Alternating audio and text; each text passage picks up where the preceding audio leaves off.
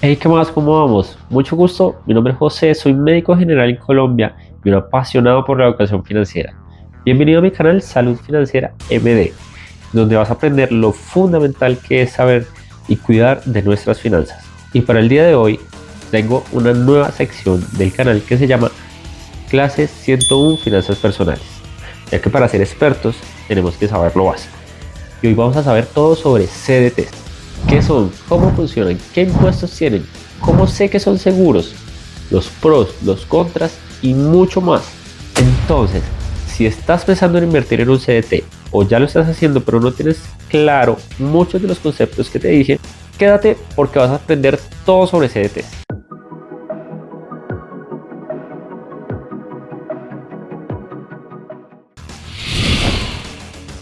Primero tenemos que saber qué es un CDT. Por sus siglas significa Certificado de Depósito a Término y es uno de los productos más conocidos de renta fija en el mercado. Y que sea de renta fija te garantiza a ti el saber cuánto es la rentabilidad y en cuánto tiempo vas a obtener esa rentabilidad. Tú depositas el dinero en una entidad financiera, ya sea banco o cualquier otra entidad, cooperativa y demás que tenga este producto, este CDT. Y lo acuerdan dejar sin mover por un determinado tiempo. Tú no lo sacas, tú no puedes mover ese dinero. Durante este tiempo, el banco se va a dedicar a mover este dinero, a usarlo para generar intereses. De modo que al fin de este tiempo, tú ganas estos intereses, lo acordado con el banco, y te dan el dinero y los intereses. Y estos intereses se reflejan en una tasa porcentual efectiva anual. Pero para que no suene tan enredado, vámonos a un ejemplo. Ahora, supongamos que tienes 1 millón de pesos y quieres invertirlo porque ya has visto mis videos. Así que vas a un banco en donde tienen un CDT al 10% efectivo anual. Tú decides elegir ese banco a esa tasa que es bastante buena en este momento. Ahora, tú no decides dejarlo por un año, tú decides dejarlo por 6 meses. Entonces a los 6 meses tú recibes tu 1 millón de pesos más 50.000 de pesos. ¿Qué son estos 50.000 pesos? Son los intereses que ganaste durante estos 6 meses. Y te preguntarás, pero ¿por qué si el 10% de 1 millón son 100.000 pesos? Resulta que sí, pero recuerda que la tasa es efectiva anual. Quiere decir que el 10% es en un año. Si tú dejases el dinero durante un año, ahí sí recibirías el 1 millón de pesos más los 100.000 pesos. Y vas a ver que las tasas de interés van a variar entre una u otra entidad financiera. ¿Y de qué depende que esto varíe? Pues de muchos factores, pero tranquilízate que te los voy a explicar. En primer lugar, tenemos el Banco de la República. El Banco de la República de Colombia hace cuenta que es como el jefe de todos los bancos. ¿Y de qué van las funciones que tiene este Banco de la República? Pues mira, controla la política económica del país, es decir, cómo se mueve el dinero en la economía y mantiene los precios, es decir, que controla la inflación. Su principal función es que la plata valga más o menos lo mismo con el tiempo. Este banco tiene una tasa clave que se llama tasa de intervención o tasa de política monetaria. Y es una tasa a la cual le presta a los demás bancos, como por ejemplo Bancolombia, Davivienda, BBVA y todos los otros bancos que todos conocemos. Y eso es clave, ¿por qué? Porque cuando el Banco de la República sube esta tasa de interés, los bancos también van a subir sus tasas de interés en tarjetas de crédito, créditos de inversión, créditos de educación y muchos otros. Pero también van a subir las tasas, por ejemplo, de los productos como los CDTs. Entonces te vas a ver muy beneficiado. Y al revés, ¿cómo funciona? Pues mira, cuando el Banco Central baja las tasas de interés, los bancos van a prestar con mucha menor tasa de interés las tarjetas de crédito, los créditos de libre inversión, los créditos de educación, pero también tus CDTs van a bajar en cuanto a la tasa de interés. Una pregunta clave es ¿por qué suben la tasa de interés? Pues mira, básicamente es para controlar la inflación, es decir, que el precio de las cosas no se eleve tan rápido. Pensémoslo como si, por ejemplo, hay mucho dinero circulando en la economía. Si hay mucho dinero circulando, las personas van a gastar mucho más. Si las personas gastan mucho más, entonces los precios de las cosas van a subir, es decir, la inflación va a subir. Entonces el Banco Central va a decir, no puedo hacer que siga subiendo la inflación, la tengo que controlar. Por tanto, voy a subir las tasas de interés para que la gente gaste menos y ahorre mucho más. Subiendo las tasas de interés, pues todos los productos bancarios se van a poner más caros. ¿Qué quiere decir? Las tarjetas de crédito, los créditos de libre inversión y demás que ya te he mencionado. Si esto se pone más caro, la gente se incentiva a comprar y se va a poner a ahorrar en vez de gastar. Entonces ya sabemos por qué suben las tasas de interés. Veamos por qué bajan. Básicamente es para acelerar la economía. Eso funciona así más o menos. Supongamos que la economía está estancada o las cifras de desempleo subieron. Entonces el banco dice, tengo que resolver esto. ¿Cómo lo resuelve? Bajando las tasas de interés. Si baja las tasas de interés, los bancos van a prestar a una muchísima menor tasa de interés también.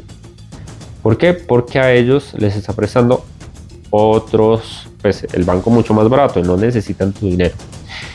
Entonces la gente va a gastar, va a salir y va a gastar mucho más, va a traer mucho sector financiero también, va a traer muchas inversiones al país y de esta manera crece y aumenta pues la potenciación de la economía local.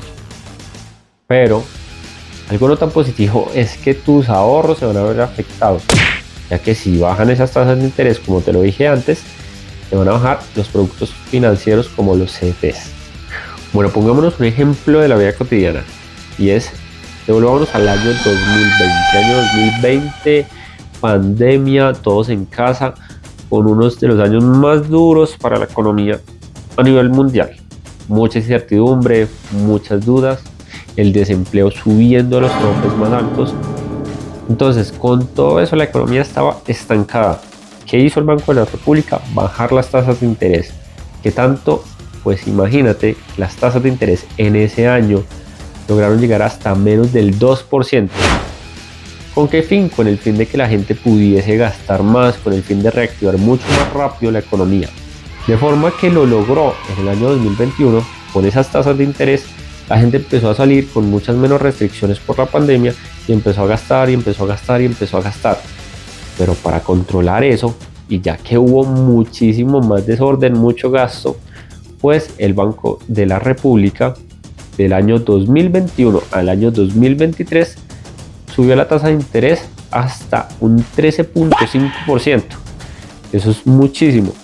Entonces, por supuesto que los productos se encarecieron mucho, pero los productos financieros se rindieron mucho más, ya que habían tasas muy competitivas del 13, 14 hasta el 16%. La inflación es el aumento general de los precios de bienes y servicios durante el tiempo. Entonces, tu dinero vale menos porque con la misma cantidad no podrías comprar lo mismo que comprabas antes. Vámonos a un ejemplo. ¿Sabes? ¿Te han dicho o has averiguado cuánto costaba un pasaje de Transmilenio en el año 2000? Pues costaba 800 pesos.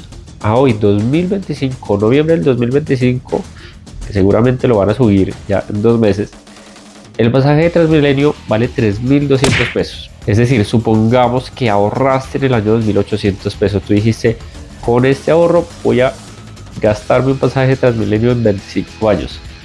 Pues esos 800 pesos no te alcanzarían sino solo para una cuarta parte de un pasaje de Transmilenio a hoy. Eso básicamente es la inflación, el encarecimiento de los precios de bienes y servicios con el tiempo. ¿Por qué es importante saber de inflación? Porque la inflación afecta a los CDTs. ¿Por qué afecta a los CDTs? Pues porque afecta la ganancia real. ¿Y cómo lo hace? Pues mira, a pesar de que un CDT te pague los intereses, si los precios al consumo crecieron mucho más que las ganancias que tú tienes con tu CDT, pues realmente estás perdiendo poder adquisitivo. Volvamos al ejemplo. Decidiste no solo ahorrar esos 800 pesos, tú decidiste y pensaste y dijiste, voy a invertirlos para que en 25 años me den el 300% de mi inversión. Entonces recibes 2.400 pesos. Y genial, recibir el 300% de una inversión. Si lo ponemos así, es muy bueno. Sin embargo, veamos si puedes o no pagar el pasaje. Pues no vas a poder pagar el pasaje. Aún te faltaría, no podrías comprar ni con los 800 ni con los 2.400. Entonces no le ganaste a la inflación no te vas a poder montar en el Transmilenio. Entonces, para saber si un CDT conviene, es necesario ver la tasa real del CDT. ¿Cómo hacemos esto? Pues la tasa real es igual a la tasa del CDT menos la inflación. Entonces, para medir esto, vamos a calcular la tasa real de un CDT. Porque sí, suena muy bonito tener un CDT al 10, al 11, al 12, incluso al 9% efectivo anual. Pero si no tenemos en cuenta la inflación, como vimos en el ejemplo anterior, no le vamos a ganar y vamos a perder igual valor adquisitivo, cosa que es lo que no queremos. Entonces, hagamos el cálculo de la tasa real. La tasa real es igual a la tasa del CDT menos la inflación. Por ejemplo, entonces, si tienes una tasa efectiva del 10% y la inflación cayó en el 6%, pues vamos a tener una tasa real del 4%. Siguiente pregunta, ¿por qué bancos como Nu, Lulo, Rappi ofrecen unas tasas de interés al 10, 11, 12%, mientras que bancos como el BBVA, La Vivienda, Caja Social u otros ofrecen tasas al 8, al 7, al 8.5%? Pues en primer lugar, como estrategia de mercadeo. Estos bancos son recientes, son nuevos, entonces necesitan captar más mercado, más clientes para que estos pues gasten en estas entidades.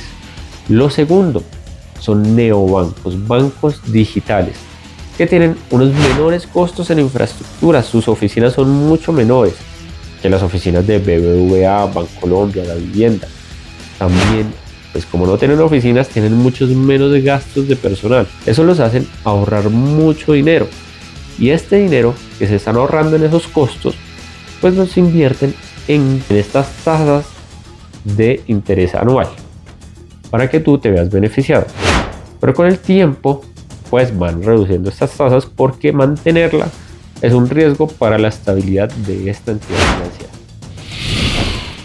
Bueno, entonces temas de impuestos son de los temas que más tenemos en el olvido, que de los que menos sabemos, pero de los que eso sí estamos seguros que a todos nos afecta. Hay que tener en cuenta que para los CDTs no hay ningún beneficio especial tributario en Colombia. Entonces, la DIAN considera el producto de los intereses del CDT como renta gravada. Y esto es muy importante porque debemos de tener en cuenta que el CDT sí paga impuestos. Los intereses que ganas pagan impuesto a la renta si tus ingresos totales superan al monto estimado por la DIAN, incluyendo los intereses del CDT. Y vamos a hacer un repaso rápido. Tú estás obligado a declarar renta si cumples cualquiera de los dos. Entonces, en primer lugar, si tus ingresos brutos, es decir, los ingresos y ganancias que recibiste durante un año, fueron superiores a 59.377.000 pesos. Eso equivale más o menos a 4.948.000 pesos mensuales. Vamos a ponerlo en un ejemplo para que sea más entendido. Supongamos que ganas 4.500.000. Esto da 54 millones de pesos al mes. Hasta ahí vamos bien. Sin embargo, tienes un CDT que rinde 6 millones de pesos al año. Como el CDT no es tan exento ni tiene algún beneficio, pues esta ganancia se considera ganancia gravable. Entonces te pasaste del monto, ya que son 60 millones de pesos. Y tienes, en ese caso, que declarar renta. El banco te descuenta un pequeño porcentaje del interés ganado, que está entre el 4 y el 7%, y directamente lo envía a la DIAN. Por ejemplo, tienes 100.000 pesos de un CDT que abriste a 1 millón. En un mes te va a llegar 95.000, ya que 5.000, es decir, el 5%, se fue a retención en la fuente. Si mueves el dinero desde o hacia una cuenta no exenta, te pueden estar cobrando el impuesto del 4 por 1000, es decir, que te cobran 4 pesos por cada 1000 pesos movidos. Y esto puede o no afectarte dependiendo el monto o el tipo de cuenta. La clasificación de los CDTs es muy importante, ya que nos dice qué tan seguros son, qué tan rentables y qué tan líquidos son. Y va de esta manera. Entonces tenemos los AAA, que tienen una máxima capacidad de pago con un nivel de riesgo muy bajo. Los AA con una alta capacidad de pago y un nivel de riesgo bajo. Ahí vamos viendo que va incrementando el nivel de riesgo. Entonces, el siguiente es el A, con una buena capacidad, pero sensible a cambios, con un nivel de riesgo moderado. Le sigue los BBB, con una adecuada capacidad pero mayor vulnerabilidad igual a un nivel de riesgo medio. Y por último, los W o menos con un alto riesgo de incumplimiento y un nivel de riesgo alto. La mayoría de los bancos se clasifican con un nivel AAA. Puedes buscar otras entidades financieras los cuales puedan tener una clasificación un poco menor, los cuales los compensan con una tasa más competitiva de interés anual. Adicional, es vital que revises si está asegurado o no por el FOGAPIN, que es el Fondo de Garantías para Instituciones Financieras. Básicamente su función es asegurar que ese dinero no se pierda en caso de que la entidad financiera entre en quiebra o simplemente no pueda responder por el dinero, y cubre hasta 50 millones de pesos por cada entidad.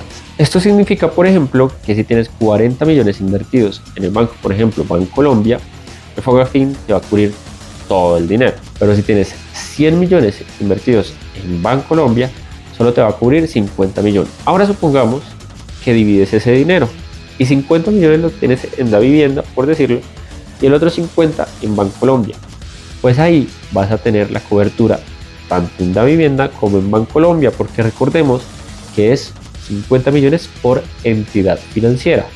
Por eso, un consejo es que si inviertes montos altos, te recomiendo que los dividas en varias entidades financieras. De esta manera vas a tener mucho más seguro tu dinero. Listo, ahora vamos a concluir viendo las ventajas y las desventajas. En primer lugar, las ventajas. Primero, la seguridad. Es renta fija. Si tienes poca tolerancia al riesgo, eres un inversionista conservador, pues esto es muy ideal para ti. Una inversión segura. Entonces, recordemos además que si está asegurada por el FOGAPIN, que es hasta el 50 millones por entidad y por persona, pues es muchísimo más segura. En segundo lugar, la rentabilidad es fija. Tú sabes cuánto y cuándo te van a pagar ese dinero. No depende de si el mercado subió, si bajó, nada de eso. En tercer lugar, es muy fácil de contratar. Tú entras por las páginas de internet de la entidad financiera y lo puedes hacer online. Entonces, simplemente solo es dar clic y ya tienes tu producto financiero, tu CDT. En cuarto lugar, hay muchas opciones tanto de tasas como de plazo. Hay opciones desde 30 días hasta 5 años, entonces vas a tener muchas opciones para diversificar en renta fija tus ingresos. Y ahora las cosas no tan favorables sobre los CDTs. En primero, no tienes liquidez. ¿Qué quiere decir eso? Que no tienes el dinero a la vista.